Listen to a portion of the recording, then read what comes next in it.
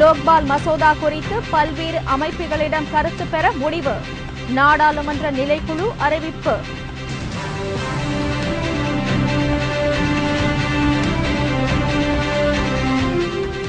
விமானங்கள் வாங்கியதில் மத்திய அரசு ஊழல். கணக்கு தணிக்கை குழுவின் அறிக்கை தயார்.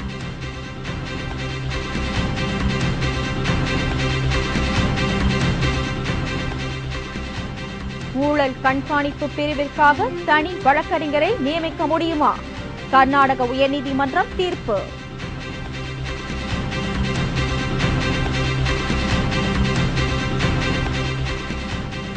தனியார் பள்ளி கட்டண விவகாரம். நீதிபதி குழுவினர் விரைவில் விசாரணை முடிப்பார்கள் என்று உயர்நீதிமன்றம் நம்பிக்கை.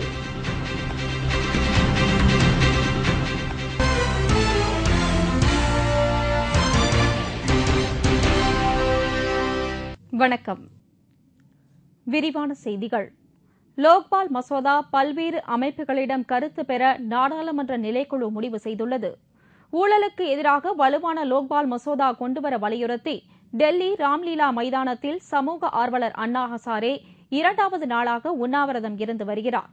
இந்த உண்ணாவிரத போராட்டத்திற்கு நாடு முழுவதும் ஆதரவு பெருகி வருகிறது.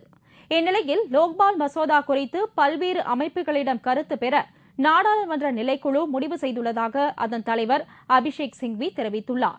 ஆனால் இந்த முடிவு வலுவான லோக்பால் மசோதா நிறைவேற்றுவதை காலதாமதம் செய்யும் நடவடிக்கை என அண்ணா ஹசாரே குழுவினர் தெரிவித்துள்ளனர். குறைந்தபட்சம் வரும் செவ்வாய்க்கிழமை அன்று தாங்கள் தயாரித்துள்ள லோக்பால் மசோதாவை நாடாளுமன்றத்தில் தாக்கல் செய்ய வேண்டும் என சாந்தி பூஷன் வலியுறுத்தியுள்ளார். மேலும் மசோதா நிறைவேற்றப்படும் வரை காலவரையற்ற உண்ணாவிரத போராட்டம் நடத்தப்படும் என அண்ணா ஹசாரே அறிவித்துள்ளார். அண்ணா ஹசாரே குழுவினரின் லோக்பால் மசோதாவை வரும் 30ஆம் தேதிக்குள் நாடாளுமன்றத்தில் தாக்கல் செய்ய வேண்டும் என்ற அண்ணா ஹசாரேவின் நிபந்தனையை ஏற்க முடியாது என மத்திய சட்ட அமைச்சர் சல்மான் குர்ஷித் தெரிவித்துள்ளார். ஊழலுக்கு எதிராக காலவரையற்ற உண்ணாவிரதம் இருந்து வரும் சமூக ஆர்வலர் அண்ணா ஹசாரே தாங்கள் தயாரித்துள்ள லோக்பால் மசோதாவை வருகிற 30ஆம் தேதிக்குள் நாடாளுமன்றத்தில் தாக்கல் செய்ய வேண்டும் என கெடு விதித்திருந்தார். ஆனால் ஒரே நேரத்தில் 2 மசோதாக்கள் தாக்கல் செய்ய முடியாது என மத்திய சட்டத்துறை அமைச்சர் சல்மான் குர்ஷித் இக்கோரிக்கையை நிராகரித்துள்ளார்.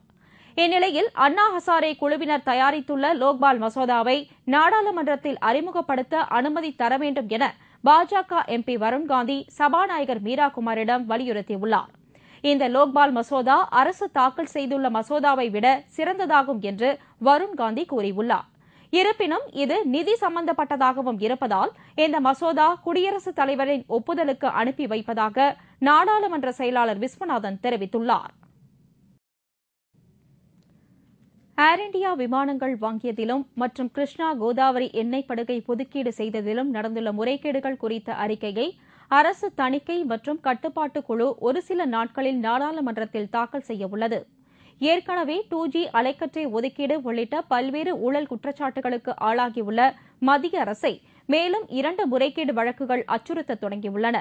2006ஆம் ஆண்டு 40,000 கோடி ரூபாய் செலவில் 111 விமானங்கள் வாங்கியதில் 2,000 கோடி ரூபாய் வரை அரசிற்கு இழப்பு ஏற்பட்டுள்ளதாக கூறப்படுகிறது. இதேபோல் ரிலையன்ஸ் நிறுவனத்திற்கு கிருஷ்ணா கோதாவரி நதிக்கரையில் எண்ணெய் எடுப்பதற்கான உரிமம் வழங்கியதில் பல்லாயிரம் கோடி ரூபாய் இழப்பு ஏற்பட்டுள்ளதாகவும் தெரிகிறது. இந்த 2 ஒதுக்கீடுகள் குறித்தும் அரசு தணிக்கை கட்டுப்பாட்டு குழு அறிக்கையை தயாரித்து முடித்துள்ளது. இன்னும் ஒரு சில நாட்களில் நாடாளுமன்றத்தில் இந்த அறிக்கைகளை அரசு கண்காணிப்பு குழு தாக்கல் செய்கிறது. இதனால் ஊழல் பிரச்சினை மேலும் விஸ்வரூபம் எடுக்கும் என எதிர்பார்க்கப்படுகிறது. முதல்வர் ஜெயலலிதா மீதான சொத்து குவிப்பு வழக்கில் ஊழல் கண்காணிப்புத்துறை சார்பில் சிறப்பு அரசு வழக்கறிஞர் ஆச்சாரியா மட்டுமே ஆஜராக முடியும் என்று கர்நாடக உயர்நீதிமன்றம் தீர்ப்பு வழங்கியுள்ளது.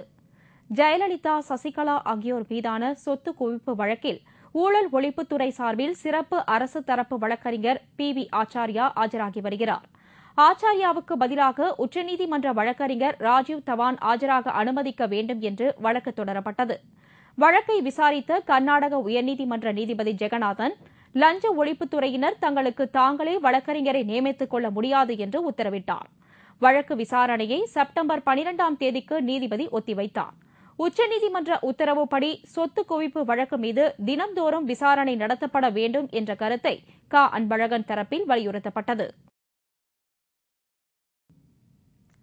ஓய்வு பெற்ற நீதிபதி தலைமையிலான கல்வி கட்டண நிர்ணய குழு நிலுவையில் உள்ள புகார்களை விரைந்து விசாரித்து முடிவு செய்யும் என சென்னை உயர்நீதிமன்றம் நம்பிக்கை தெரிவித்துள்ளது.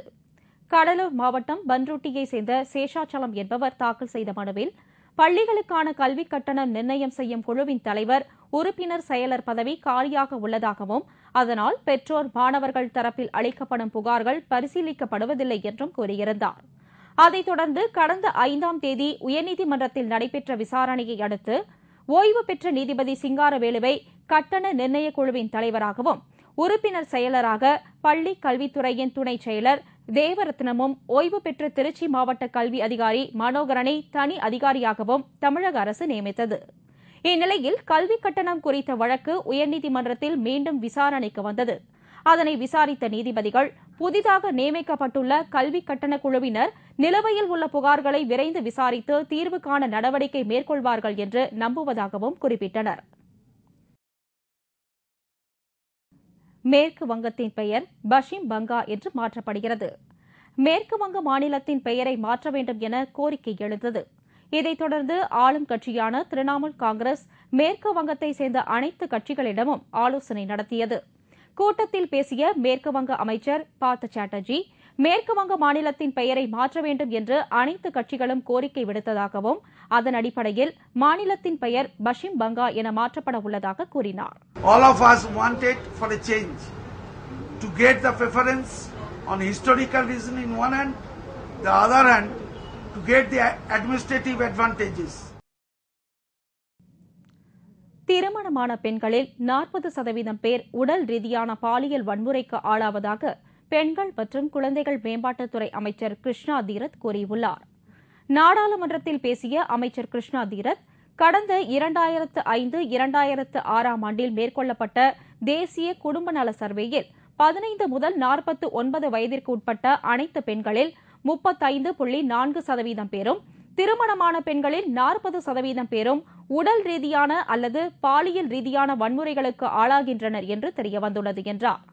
அது தவிர 6.7% பெண்கள் இருவிதமான வன்முறைகளுக்கும் ஆளாவதாகவும், நகர்ப்புறங்களை விட கிராமப்புறங்களில் இதுபோன்ற வீட்டு வன்முறைகளுக்கு ஆளாகும் பெண்களின் எண்ணிக்கை அதிக அளவில் உள்ளதாகவும் குறிப்பிட்டார். தேசிய குற்ற ஆவண காப்பகத்தின் தகவல்படி வீட்டு வன்முறை சட்டம் 2005 கீழ் 2009 ஆண்டில் 7802 வழக்குகளும் பதிவாகியுள்ளது என்று தெரிவித்த கிருஷ்ணா தீரத், ஆண்டுதோறும் இதுபோன்ற குற்றங்கள் அதிகரித்து வருவதாகவும் கூறினார்.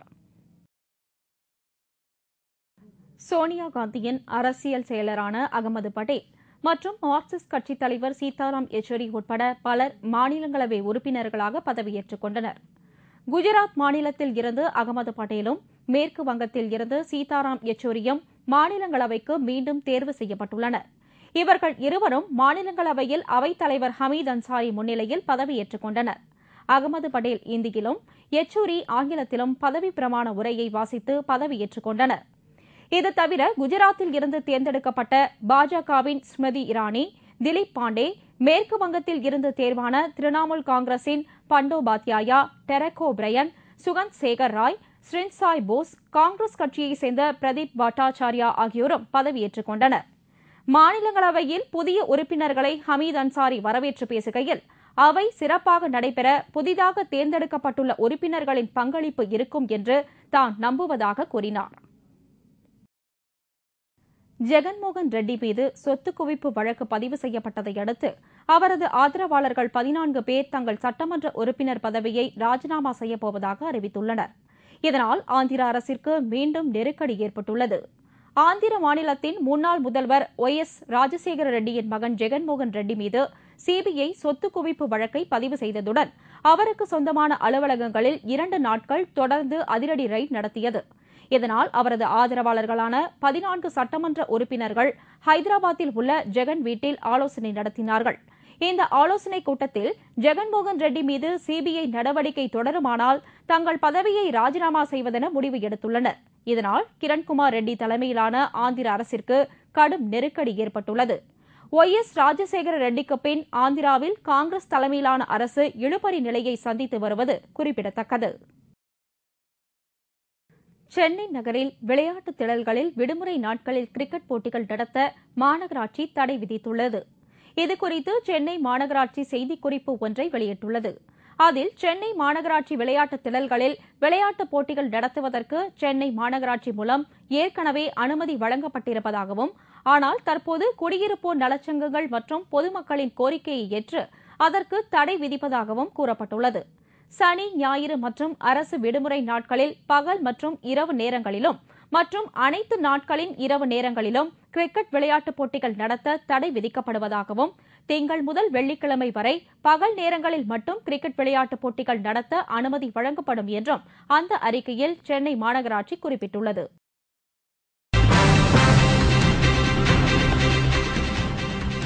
சாவி தொலைந்ததால் ரத்து செய்யப்பட்ட தங்கத்தேர் நிகழ்ச்சி, திருப்பரங்குன்றத்தில் பக்தர்கள் ஏமாற்றம்.